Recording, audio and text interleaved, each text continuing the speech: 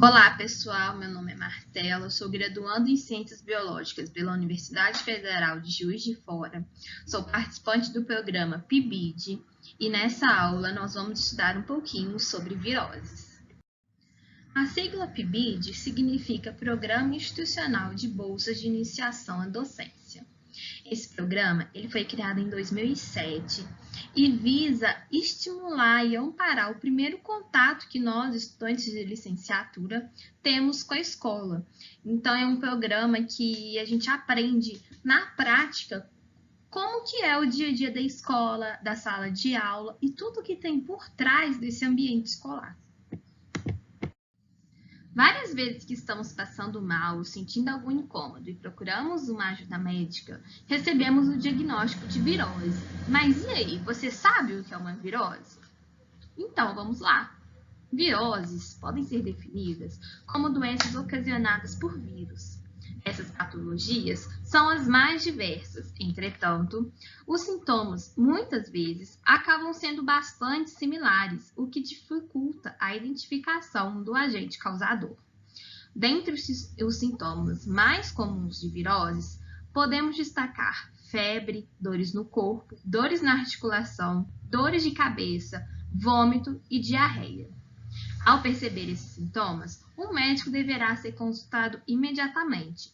Sendo assim, vale lembrar que, se um conhecido apresentou uma virose com sintomas parecidos ao seu, não quer dizer que a sua doença seja a mesma. Portanto, não se automedique e siga rigorosamente as recomendações de um profissional de saúde. Como dito anteriormente, são diversas as doenças causadas por vírus, e aqui nós vamos destacar algumas que merecem uma atenção especial. Para começar, vamos falar um pouquinho sobre a AIDS. A AIDS é transmitida pelo vírus HIV e essa transmissão é feita através do contato sexual, da transfusão de sangue, do uso de seringas em comum ou de forma vertical. Dentre essas formas de transmissão citadas, a de forma vertical, que é de mãe para o filho, e a transfusão de sangue são as mais raras, porque hoje em dia existem tratamentos para gestante, para o recém-nascido, para evitar essa infecção, seja através da amamentação, da gestação, ou até no momento do parto em si. E existem também triagens muito eficazes de sangue para não permitir, durante essa transfusão, que ocorra contaminação. Então, os bancos de sangue são bastante eficientes em relação a isso.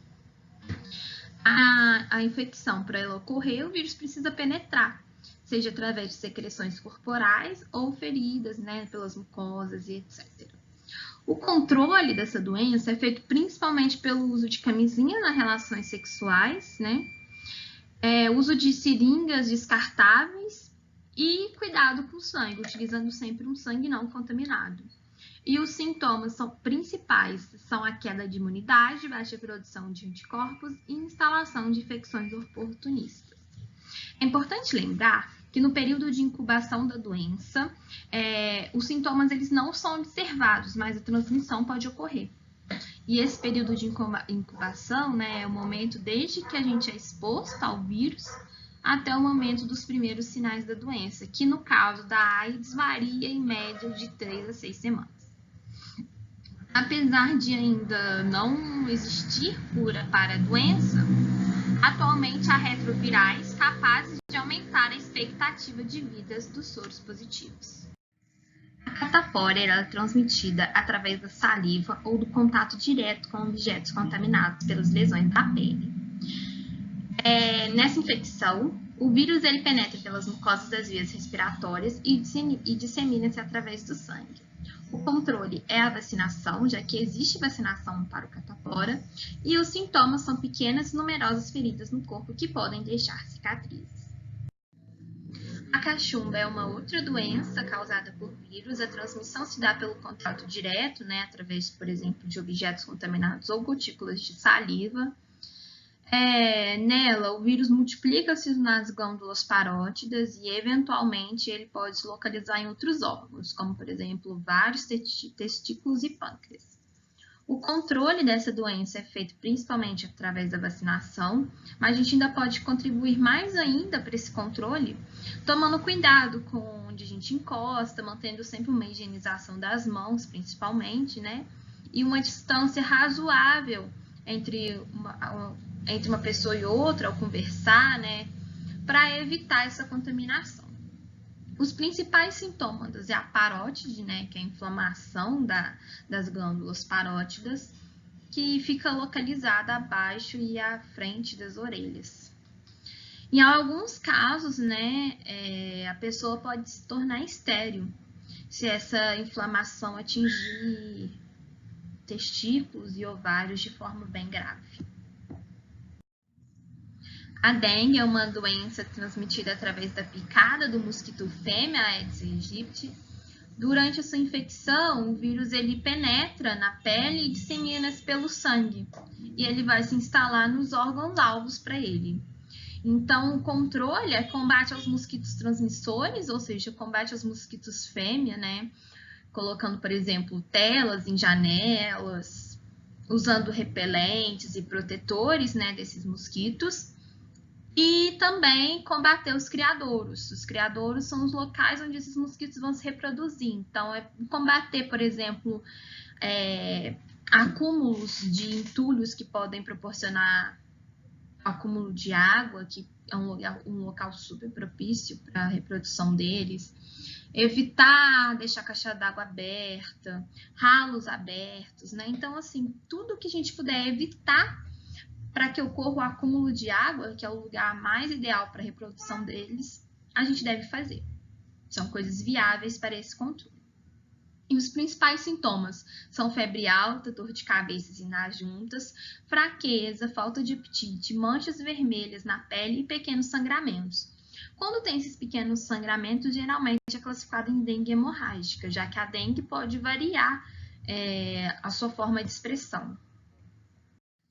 A febre amarela ela é transmitida através da picada de mosquitos, entre os quais se destaca o Aedes aegypti na cidade e o Haemococcus no campo. Na sua infecção, o vírus ele penetra na pele, dissemina-se no sangue e instala-se principalmente no fígado, na medula óssea e no baço. O seu controle se dá através da vacinação e combate aos mosquitos transmissores. Então, mais uma vez, é combater esses mosquitos através de telas protetoras, repelentes e outras coisas que vão expulsar, que não vão deixar esses mosquitos serem atraídos para perto de nós. Os principais sintomas são febre alta, náuseas, vômito, calafrios, prostração e pele amarela. É uma doença presente em regiões tropicais e subtropicais e elas possuem o macaco como uma forma de sinalização, já que, assim como nós humanos, eles são vítimas e não transmitem a doença. Então, essa questão do macaco é uma questão muito recorrente aqui na sociedade, porque várias pessoas matam esses animais achando que eles são transmissores da febre amarela e não são. Eles estão cada vez mais perto de nós na cidade, né, devido ao desmatamento, e eles, assim como nós, somos vítimas. Então, eles são importantes sinalizadores dessa doença. Quando a gente percebe que tem muito macaco morrendo perto de nós, a gente vê que tem alguma coisa estranha, já pode se desconfiar da febre amarela nesse local. Então, eles são apenas sinalizadores dessa doença, eles são vítimas, eles também podem morrer quando contaminados, assim como nós. Então, eles não devem ser mortos, eles não devem ser vistos como uma ameaça para nós, porque eles são só nossos ajudantes nesse caso, eles são nossos sinalizadores. A gripe ela é transmitida pelo vírus influenza, que possui, né, várias variações, mas é pelo vírus influenza. A transmissão se dá pelas gotículas de secreção expelidas pelas vias respiratórias. O vírus ele penetra pela boca, pelo nariz, né, e localiza-se nessas nossas vias respiratórias. O controle se dá pela vacinação, que essa vacinação tem que ocorrer periodicamente, então geralmente é de ano em ano, devido às mutações sofridas pelos vírus, e os principais sintomas são febre, prostração, dores de cabeça e musculares, obstrução nasal e tosse. A próxima doença, né, é hepatite infecciosa, e a sua transmissão se dá através de gotículas de muco e saliva e através também da contaminação fecal de água e objetos. O vírus ele instala-se no fígado, onde ele se multiplica e destrói as suas células, ou seja, destrói os hepatócitos, que são as células do fígado. O controle se dá através da injeção de gama-globulina em pessoas que entram em contato com um doente e também com saneamento básico e cuidado com os alimentos e água ingeridas. Então, a gente deve tomar muito cuidado com o que a gente está ingerindo, limpar bem, ver a qualidade da água e também ter consciência de que a gente está entrando em contato com pessoas que não estão infectadas. E caso elas estejam infectadas, procurar a injeção de gama-globulina. Os principais sintomas são febre, anorexia, náuseas, mal-estar e icterícia.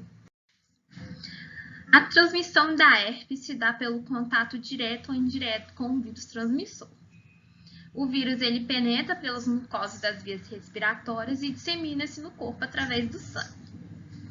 Com isso, né, como a transmissão é feita pelo contato direto ou indireto, o controle é evitar o contato, seja ele direto ou indireto, com as feridas que surgem nas manifestações herpéticas. E os sintomas são pequenas bolhas que se tornam feridas. Elas podem estar presentes, por exemplo, na boca, nos olhos ou em qualquer região do corpo. E também podem estar presentes em regiões genital ou anal, que formam feridas nessas regiões e aí passam a ser consideradas DST, ou seja, doenças sexualmente transmitíveis. A hidrofobia, ou raiva, como é popularmente conhecida, ela também é uma doença causada por vírus e a sua transmissão se dá através da introdução da saliva de animais infectados, como, por exemplo, cães, gatos e morcegos, ou quando esses lambem ferimentos. Então, o vírus ele penetra por esse ferimento, né, e instala-se no sistema nervoso. O controle dessa doença é feito principalmente através da vacinação de animais domésticos, que é geralmente com os quais nós temos mais contato, vacinação dos humanos e aplicação de soro em pessoas mordidas. E os principais sintomas são febre, mal-estar, delírios, convulsões, paralisia dos músculos respiratórios e taquicardia. A poliomielite, também conhecida como paralisia infantil, ela é transmitida através de alimentos e objetos contaminados e também através de secreções respiratórias. O vírus ele penetra pela boca, multiplica-se no intestino e dissemina-se pelo sangue, até o momento em que ele instala-se, né, no nosso sistema nervoso central e começa a destruir os nossos neurônios. O principal controle é a vacinação, já existe vacinação para a poliomielite, e os sintomas são paralisia dos membros, né, que causam deficiência física, e em alguns casos mais leves, as pessoas podem ter apenas febres baixas e indisposição, que logo desaparecem. A rubéola, ela é transmitida através de gotículas de muco e saliva, ou também pelo contato direto, e nela o vírus ele penetra pelas vias respiratórias e dissemina-se através do sangue. O controle ainda é a vacinação, já existe vacina para o controle dessa doença, e também a aplicação de imunoglobulina. Os sintomas são febre, prostração e erupções cutâneas, e em embriões pode provocar a morte ou deficiências congênitas. A transmissão do sarampo se dá pelo contato direto e indireto com secreções nasofaríngeas da pessoa doente. Nela, o vírus penetra pelas mucosas das vias respiratórias e dissemina-se através do sangue. O controle também é a vacinação, uma vez que existe vacinação contra o sarampo, e os sintomas são febre alta, tosse, vermelhidão por todo o corpo, corrimento ocular com pus e sintomas respiratórios. A varíola é mais uma das diversas doenças transmitidas por vírus. Nela, o vírus é transmitido através de gotículas de saliva e uso de objetos contaminados. Ele penetra pelas mucosas das vias respiratórias e dissemina-se através do sangue. O controle dessa doença também é a vacinação, já que já existe vacinação para varíola, e os principais sintomas são feridas grandes e numerosas na pele que geralmente deixam cicatrizes. O Covid-19 é uma doença respiratória causada pelo vírus SARS-CoV-2, pertencente à família do coronavírus. A sua transmissão é feita através do contato direto ou indireto. Nela, o vírus entra no corpo humano e se multiplica dentro do nosso nariz e de outras partes do sistema respiratório, de forma despercebida. Com o passar dos dias, o coronavírus se espalha e o corpo reage a essa invasão. O controle é feito através da evitação de aglomerações, do uso de máscara, da higienização com álcool ou água e sabão e distanciamento físico e a vacina. Os principais sintomas são febre, tosse seca, dificuldade respiratória, dores no corpo, dores de garganta, coriza, fadiga, diarreia e perda do paladar.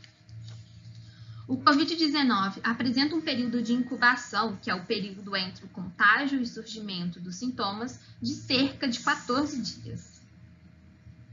Os sintomas eles surgem geralmente de forma leve e gradual, e muitos doentes podem se curar sem a necessidade de tratamento especial.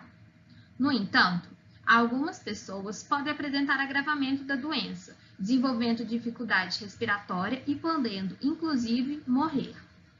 As pessoas idosas e indivíduos que apresentam certos problemas de saúde, como pressão alta, problemas cardíacos e diabetes, estão mais propensas ao agravamento da doença. O diagnóstico da Covid-19 é feito pela realização de exames laboratoriais utilizando o material genético coletado do paciente. Até o momento, não existe um tratamento específico para a Covid-19, sendo realizado apenas o tratamento dos sintomas. No entanto, é recomendado que os casos graves sejam encaminhados para hospitais de referências para que haja o isolamento do paciente e o seu tratamento, que consiste basicamente na manutenção do funcionamento do organismo, incluindo o suporte respiratório. Os casos leves são aconselhados a manter alguns cuidados domiciliares, como repouso e hidratação, e são acompanhados pela atenção primária em saúde.